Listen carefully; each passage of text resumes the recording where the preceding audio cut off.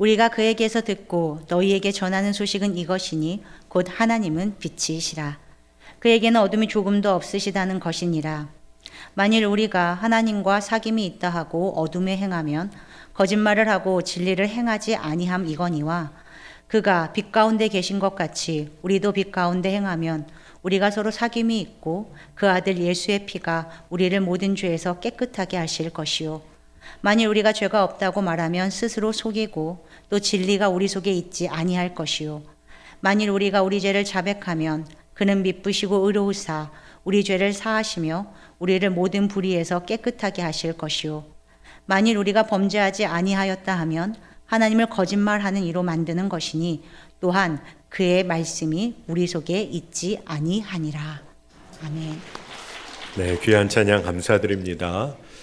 정말로 하나님을 예배하고 기뻐하는 것이 우리의 힘과 능력이 됩니다. 올 한 해 우리가 주의 이름을 높여드리고 주님을 신뢰하고 주만 의지하는 한 해 보내기를 원합니다. 오늘 말씀을 보면 요한 사도가 너무나 분명하게 증거하는데 하나님은 빛이시다. 놀라운 사실을 그가 아주 강하게 증거합니다. 하나님은 빛이시기에 어둠이 전혀 없으신 분이시다. 하나님은 빛이시니 어둠과 같이 하실 수가 없죠. 하나님은 의로운 분이시니까 죄된 존재와 함께 하실 수가 없습니다. 하나님은 진리이시니까 거짓과 함께 하실 수가 없는 분이세요. 우리가 이것을 인정하고 믿는다면 지금 우리가 주님 안에 거하며 사는 은혜를 약속받았다. 이게 얼마나 놀라운 축복인지를 깨달아야 합니다. 어둠 속에 감추고 살기를 원하고 거짓말과 거짓된 행동으로 나를 높이려고도 하고 또한 죄 가운데 수시로 넘어지는 나 같은 자를 의롭다 여기시고 빛이신 주님께서 품어주시니 이게 얼마나 은혜입니까? 하나님에게는 어둠이 조금도 없으세요. 근데 거짓되고 불의한 우리를 주님이 품어주신다. 이게 정말 은혜인 것입니다. 여러분, 이 깊은 은혜의 바다에 잠겨서 여러분 기쁨으로 살고 계십니까? 이 기쁨이 여러분에게 실제입니까? 우리는 우리 삶에 이런 은혜가 이미 부어져 있는데도 죄된 존재인 우리가 이상할 정도로 하나님도 섬기고 세상도 섬기고 싶어 합니다.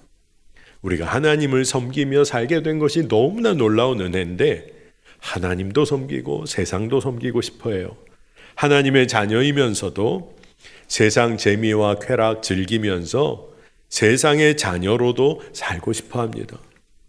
죄로부터 구원받은 은혜가 엄청나게 놀라운데 그 은혜를 누리면서도 죄 지으며 정말로 죄의 재미 이거 놓치고 싶지를 않아 하는 거예요. 그런데 여러분, 우리가 기억해야 합니다. 하나님과 세상 두 주인을 우리가 함께 섬길 수가 없습니다. 좁은 길 생명의 길과 넓은 길 멸망의 길, 이 양쪽에 두 발을 걸치고 우리가 살 수가 없는 거죠. 여러분, 참 빛은 우리에게 이미 비추어졌습니다. 여러분, 빛이 비추인다. 이게 어떤 의미일까요? 에베소서 5장 14절을 보니까 잠자는 자여 깨어서 죽은 자들 가운데서 일어나라. 그리스도께서 너에게 비추이시리라. 아멘. 허물과 죄로 죽었던 우리의 영혼을 살리시는 빛, 그리스도에 관해서 증언되고 있는 거예요. 이와 같은 내용을 요한은 어떻게 말했냐? 요한복음 1장 9절에서 10절에 참빛 곧 세상에 와서 각 사람에게 비추는 빛이 있었나니 그가 세상에 계셨으며 세상은 그로 말미암아 지은 바 되었으되 세상이 그를 알지 못하였고, 세상은 그 빛 예수 그리스도를 영접하지 않았어요. 그러나 그를 영접하고 믿는 자는 하나님의 자녀가 되는 권세를 얻었다는 겁니다. 너무나 놀라운 사실이 선포되는 거예요.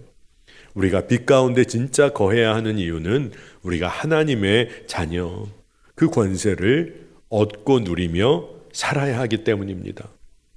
여러분, 정말 빛 가운데 거한다, 빛 가운데 살아간다, 이건 어떤 의미를 말하는 걸까요?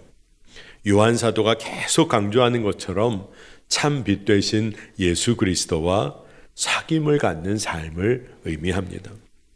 여러분, 생명의 빛 예수 그리스도 앞에 서 보면, 우리를 구원하신 십자가 그 생명의 빛 앞에 서면 우리의 어두운 모습 다 드러납니다. 더럽고 추한 삶의 모습, 우리의 생각, 그 깊은 곳 다 드러나요. 또 그럴듯하게 감추고 속이며 살아왔던 모든 것들이 드러납니다. 여러분, 얼마나 당황스럽고 민망스러울까요? 한 민망한 것으로만 그치면 좋겠지만 주님까지 속이며 살 수 있다, 여기며 살아왔던 모든 것들이 다 드러나요. 아마 정말 빛 가운데서 다 드러나고 나면 우리 자신도 놀랄 거예요. 얼마나 더럽고 추한 것들이 내 안에 그렇게 많았나, 아마 충격일 것입니다. 그럼에도 불구하고 참빛 되신 주님 앞에서 다 드러나는 것을 인정하고 나면, 그래서 그것을 주께 다 맡겨드리고 나면 우리는 진정한 생명의 길을 다시금 시작할 수 있는 겁니다. 인정하고 주와 함께 사귐을 정말 시작할 수 있는 거죠. 믿음 생활 제대로 시작하는 첫 걸음이 될 것입니다. 여러분, 우리가 어리석어서 마지막 때까지 숨기며 살 수 있다, 잘 감추고 살면 되지, 아니에요. 마지막 심판의 때에 가서야 드러난다고 하면 우리는 얼마나 무서운 일을 당할까요? 돌이킬 기회가 없기 때문입니다. 결혼을 앞둔 한 커플이 있다고 하십시다. 결혼 약속하며 교제하는 그 기간에 그 커플은 어떤 시간을 갖는 게 정말 중요할까요? 아마도 자신이 가지고 있는 그런 믿음과 가치관을 서로 나누는 거 중요하겠죠. 자기의 삶의 이야기들, 가족들의 이야기, 앞으로 어떤 꿈과 계획이 있는지를 서로가 잘 나누며 마음을 같이 한다. 아마 결혼하기 전에 꼭 필요한 과정일 것입니다. 그러나 결혼을 약속하면서도 감추고 숨기고 속여서 겉으로 포장한 삶을 가지고 그럴듯한 모습으로 결혼에 이르렀다 한다면 그때부터 죽음과 같은 시간이 시작되는 거죠. 서로 속이고 상처 주고 자기 주장하며 아파하며 삽니다. 근데 이런 이야기를 들어도 어떤 분들은 그럼 평생 잘 속이고 그냥 감추고 살면 어떻습니까? 여러분, 껍데기만 가지고 사는 거죠. 늦게 드러나면 드러날수록 그때는 돌이킬 기회조차 없는 것을 봅니다. 여러분, 빛 가운데 거하는 삶은 주님과 교제하는 삶이에요. 빛이신 주님 앞에 서니까 어둠에 더 이상 거하지 않게 됩니다. 그리고 이제는 주의 말씀, 진리가 이끄는 대로 행하며 사는 거예요. 참빛이 비추면 어둠이 우리를 이끌던 그런 화려하게 보였던 길은 다 사라지고 맙니다. 우리 인간이 얼마나 어리석은지 세상이 보여주는 화려한 길, 거기서 헤매며 살아요. 마음 다 빼앗깁니다. 그런데 사실은 어둠의 길임에도 우리가 그저 좋아 보이니까 따라가고 있어요. 그러나 그 꺼지지 않을 것 같은 그 세상의 화려한 빛도 새벽에 동이 터오면 사라지고 맙니다. 언젠가는 없어질 것들이에요. 그러니 빛이 비추이면 어둠은 사라지고 빛은 어둠을 물리쳐요. 여러분, 그러니 빛 되신 주님 안에 거하며 우리가 걸어가야 할 생명의 길을 보아야 합니다. 그러나 빛 가운데 거하는 것 같아 보여도 여전히 어둠을 빛으로 여기며 사는 우리의 어리석음이 있어요. 그 어리석음이 참빛 되시는 예수 그리스도를 영접하지 못하게 가로막고 믿지 못하도록 우리를 이끕니다. 요한 사도가 요한 1서 1장 6절 7절에 이렇게 말하는데, 만일 우리가 하나님과 사귐이 있다고 하고 어둠에 행하면 거짓말을 하고 진리를 행하지 아니함이거니와 그가 빛 가운데 계신 것 같이 우리도 빛 가운데 행하면 우리가 서로 사귐이 있고 그 아들 예수의 피가 우리를 모든 죄에서 깨끗하게 하실 것이요. 놀라운 일입니다. 겉으로는 주님을 따른다, 주님과 교제한다 이렇게 말할 수 있다는 거예요. 주님을 영접하며 믿음의 삶 난 삽니다. 이렇게 말은 하면서도 거짓말 할 거 다 하고 말씀의 진리 외면하며 살 수 있다는 거예요. 무서운 일이죠. 그러나 빛이신 주님 안에 거하며 주님과 교제를 온전히 하기 시작하면 우리가 이 땅에서 누리는 모든 교제 가운데서도 빛 가운데 놓이는 은혜가 있다는 거예요. 여러분, 빛 가운데 교제하면 거짓은 떠나갑니다. 예수 그리스도의 피가 우리를 모든 죄에서 깨끗하게 하시고 자유하게 하실 거예요. 여러분, 감추고 속이며 그럴듯하게 사는 거, 그래서 난 회개할 것이 전혀 없습니다, 회개할 것 하나도 없는 삶이 있다면 그거는 빛 되신 주님 앞에 서지를 않는 거예요. 주님과의 사귐이 없는 삶인 것입니다. 그러나 빛 가운데 거하며 주님 앞에 드러나는 일이 너무 많아 회개할 것 투성이라고 한다면 사실은 그것이 진짜 기쁨이고 감사인 것입니다.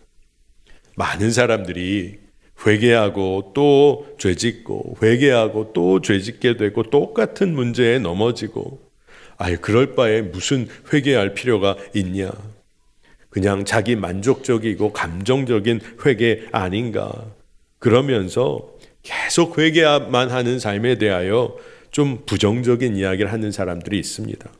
정말 그럴까요? 결코 그렇지 않습니다. 회개할 필요 이젠 더 이상 없다 말하는 이들에게 물어봐야 합니다. 우리가 아침에 몸을 씻고 밖에 나가 열심히 일을 하다 보면 저녁에 우리의 몸이 더러워지죠. 근데 어떤 사람이 씻고 나서 어차피 또 더러워질 텐데, 씻어도 또 더러워질 텐데, 세수해도 또 더러워질 텐데 뭘 씻습니까? 진짜 씻을 필요가 없는 겁니까? 하루를 열심히 일하고 저녁에 깨끗이 씻고 그리고 하루를 정리하고 다음 날을 준비하며 쉼을 얻을 수 있잖아요. 생명 되신 참빛 앞에 우리가 서며 드러나는 것들 다 회개로 주님께 맡겨드리면 그 다음 날을 우리는 새 날을 맞이합니다. 주의 은혜로 가야 할 방향을 새롭게 다시금 정할 수가 있어요. 또 넘어지더라도 회개하면서 날 향한 주의 사랑 잃어버리지를 않습니다. 근데 세상은 또 회개하는 우리들, 죄짓고 또 회개하는 우리를 잠수합니다. 그래, 너 원래 그런 사람이잖아. 너처럼 또 죄짓고 또 넘어지는 사람 누가 널 사랑하고 용서해 주겠냐. 차라리 그냥 하던 대로 해. 하고 싶은 대로 살아. 그냥 속 편히 살아. 여러분, 정말 그럴까요? 세상이 참소하는 소리에 정확하게 대응해 줘야 합니다. 나에게는 아무 소망이 없지만 나에게 십자가 참 생명의 빛을 주신 주님께서 내 모든 죄악을 보혈로 씻으시고 덮으시고 여전히 넌 나의 의로운 자녀야 말씀해 주신다고 세상의 권세에 대하여 당당하게 선포해야 하는 것입니다. 여러분, 공동체 안에서 참빛 되신 예수 그리스도와 사귐을 갖게 되면 성도들 안에도 서로 빛의 교제를 하게 됩니다. 성도들 안에서 빛 가운데 교제한다는 것은 어떤 의미일까요? 웨슬리 목사님은 속회 모임을 참 중요시 여기셨어요. 그래서 한 주간의 삶을 또 되돌아보며 함께 모이게 될 때 주님께서 우리와 함께 하신다. 이것을 믿고 모일 때마다 서로가 물었습니다. 당신의 영혼은 안녕하십니까? 주의 말씀대로 살았는지, 죄로부터 자유한 삶을 살았는지를 하나하나 물으며 점검했어요. 그래서 속회에서 서로서로 돌보아 줬습니다. 또 서로의 삶을 지탱해주고 지지해줬어요. 그리고 서로를 향한 책임과 의무도 열심으로 감당했습니다. 그리고 속회에서 꼭 했던 일이 뭐냐 하면 서로가 하나님의 말씀대로 살지 못하고 넘어진 부분이 보이면 서로가 권면해 줬어요. 그래서 잘못 어긋난 길을 걷는 속도원이 있으면 서로의 삶에 고쳐나가야 할 부분을 말해주고 교정하는 일, 고쳐주도록 했어요. 여러분, 이게 정말 사랑으로 받지 못하면 속상하고 기분 나쁘고 싸울 법도 한 일이죠. 여러분, 누군가가 여러분의 잘못을 말씀을 따라 지적해주고 그리고 고쳐나갈 것을 권면할 때 그걸 정말 사랑으로 받는 일은 쉽지 않아요. 그런데 그 성도의 관계 사이에 예수님께서 화해자가 되어주시고 중재자가 되어주신다. 그걸 믿고 성도들이 빛 가운데 교제하는 것입니다. 오래전에 함께했던 목사님들, 사모님들과 수련회를 떠났을 때가 있었어요.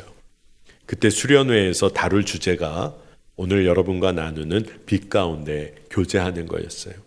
그래서 떠나기 몇 주 전부터 시간을 정해서 함께 모여서 기도하고 빛 가운데 교제의 의미도 나누고 그러면서 수련회 준비를 했습니다. 모두가 한 가지 숙제를 하나 해 나가야 됐는데 떠나기 전까지 익명으로 모든 목사님들에게 빛 가운데서 칭찬해주고 정말로 귀한 일들 이 편지에 써주고 또한 그와 동시에 권면해야 할 일, 고쳐나가야 할 일을 편지로 다 써주기로 한 거예요. 쉽지 않은 일이었습니다. 기도하면서 편지를 모든 목사님들에게 보낼 것을 익명으로 저도 준비했어요. 그리고 준비팀에게 다 드렸습니다. 왜냐하면 직접 드리면 누가 드렸는지 아니까. 그래서 준비팀이 이걸 다 모아서 출발해서 떠나는 길 중에 다 나누어 줬습니다. 저도 많은 편지를 받았죠. 목사님들 여러분들이 보내주셨으니까. 인정하고 싶지 않고 숨겨두었던 제 모습도 편지에 다 드러났어요. 또 사랑으로 품어준 분들을 사랑과 용서에 또 그런 이야기들로 인해 너무 감사한 마음이 터져 나왔습니다. 수련회 때 모여서 함께 예배하는 시간일 때면 기도가 절로 나오고 서로 간증의 자리에 서게 될 때 용서를 구하기도 하고 서로에게 감사의 마음을 전하면서 정말 깊은 은혜 가운데로 들어갔던 경험이 있습니다. 주님께서 그 자리에서 주인이 되어주셨어요. 성도들이 주님 안에서 하나님의 자녀들이 빛 가운데 교제한다. 다 드러내고 산다는 것은 이제부터 죄로부터 자유하고 말씀의 권능에 사로잡히는 삶의 시작이 되는 것입니다. 보네포 목사님이란 분이 성도의 공동생활이라는 책에서 공동체의 삶에 있어서 굉장히 중요한 요소들이 있는데 그 중에 하나가 죄를 고백하고 자백하는 일이라 했습니다. 홀로 있을 때 주님께 죄의 고백을 올려드리고 공동체와 함께 있을 때 동역자에게 그 공동체의 누군가에게 죄를 고백하는 일이 중요하다 했어요. 그런데 이 보네포 목사님이 관심한 게 그렇다면 누가 죄의 고백을 들어줄 수 있는 사람일까? 다른 이의 죄의 고백을 들어줄 수 있는 사람은 어떤 자격을 가지고 있어야 할까? 그 책에 보네포 목사님이 말하기를 스스로 죄인임을 인정하고 자신의 죄의 문제를 누군가에게 고백하고 그 은혜를 누린 사람이 다른 사람의 죄의 고백을 들어줘야 한다는 거예요. 그 이야기는 철저히 자기도 죄인임을 인정하는 사람이 다른 사람의 죄의 고백을 품어줘야 한다는 겁니다. 참 중요한 내용이라는 생각이 들었어요. 그러면 책에 더 중요한 이야기가 또 한 가지가 나옵니다. 그러면 죄를 자백하고 고백하는 사람은 어떤 태도와 자세를 가져야 할까? 죄를 고백하는 자는 그 고백이 자기 의를 드러내는 수단이 되어서는 안 된다는 겁니다. 나는 이 정도까지도 회개하고 하나님 앞에 서는 사람이야. 스스로를 높이는 교만한 마음이 틈타서는 안 된다는 거예요. 그러니 정말 빛 되신 주님 앞에 우리가 함께 서 있다. 이것을 믿고 서로 죄의 고백을 나눌 때 정말 주님과 빛 되신 생명에 비치신 주님과 하나가 되는 은혜를 누리게 되고 주님은 서로와 서로 사이에 화해자가 되어주신다는 것입니다. 빛 가운데 교제에 대하여 나누게 될 때 성도들이 오해하는 게 생겨요. 그것은 뭐냐 하면 그래 내가 지적해야지. 내가 좀 저 사람 잘못했다고 말해줘야지. 빛 가운데 교제하라니까. 아니에요. 그런 마음은 아니에요. 사랑으로만 하는 거예요. 함께 그 은혜를 누리게 되면 두 사람 모두가 주의 은혜에 충만히 거하게 되는 것이 빛 가운데 교제하는 것입니다. 여러분, 죄를 고백한다는 것은 우리의 삶 전부를 빛 되신 주님께 맡기는 거예요. 요한일서 1장 9절을 보니까 만일 우리가 죄를 자백하면 그는 미쁘시고 의로우사 우리 죄를 사하시며 우리를 모든 불의에서 깨끗하게 하실 것이요. 아멘. 우리 주님은 의로우세요. 우리를 향하여 언제나 신실하세요. 믿음의 주에 온전케 하시는 분이시죠. 그러니 우리 죄를 사하실 뿐만 아니라 이제는 의로운 길을 걷도록 주님이 우리를 도우세요. 고린도전서 1장 30절을 보니 너희는 하나님으로부터 나서 그리스도 예수 안에 있고 예수는 하나님으로부터 나와서 우리에게 지혜와 의로움과 거룩함과 구원함이 되셨으니. 아멘. 주님께서 우리와 늘 함께 하시는데 우리의 지혜가 되시고 의로움이 되시고 거룩함이 되시고 구원함이 되신다. 이 이야기는 빛 되신 주님과 교제하는 사람이라면 그 사람은 어떤 삶의 특징을 가지느냐? 주님이 이끌어 주시니 죄를 멀리해요. 죄를 자백해요. 자신의 죄인됨을 인정합니다. 그리고 오로지 주의 인도하심 따라 의로운 길 걷기를 즐거워하는 거예요. 그러니 진짜 믿음이 있는 사람, 주님을 믿는다는 사람은 빛 되신 주님과 사귐이 있는 사람이에요. 믿는다는 것은 주님과 교제하는 삶 자체를 말합니다. 지난주에도 말씀을 드렸지만 이 요한 사도의 그 당시에 영지주의자들이 영적인 것에만 높은 가치를 뒀어요. 육적인 삶에는 관심이 없었고 육적인 거 하찮다고 여겼습니다. 그러니 육적으로는 방종하고 죄를 지어도 영적으로 구원의 문제만 해결되면 된다고 영적인 구원에만 매달렸어요. 그런데 요한 사도는 그게 아니라는 거죠. 빛 되신 주님과 이 땅에서부터 사귐이 있어야 한다는 거예요. 믿음을 제대로 가진 자의 삶은 이 땅에서 죄를 멀리하고 책임 있는 그리스도인으로 살아가는 것이다. 요한 사도가 강조하는 거예요.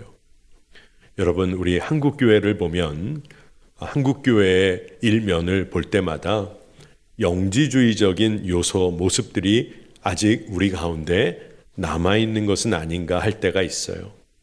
주님의 일과 세상의 일을 둘로 나누어서 보고 주님의 일과 가정의 일을 또 나누고 교회에서의 일, 삶과 직장에서의 일, 삶을 둘로 또 나누어 버리고 그렇게 하다 보니까 교회 안에서는 거룩하고 책임 있는 삶을 사는 것 같은데 사회의 공적인 영역에서는 전혀 주님 뜻대로 살지 않는 모습을 볼 때가 있어요. 그러니 하나님도 섬기고 세상도 섬기는 이상한 모습으로 사는 거죠. 요즘 세상에서 사건 사고가 터질 때면 제 마음에 저 사람이 기독교인이면 어떡하나.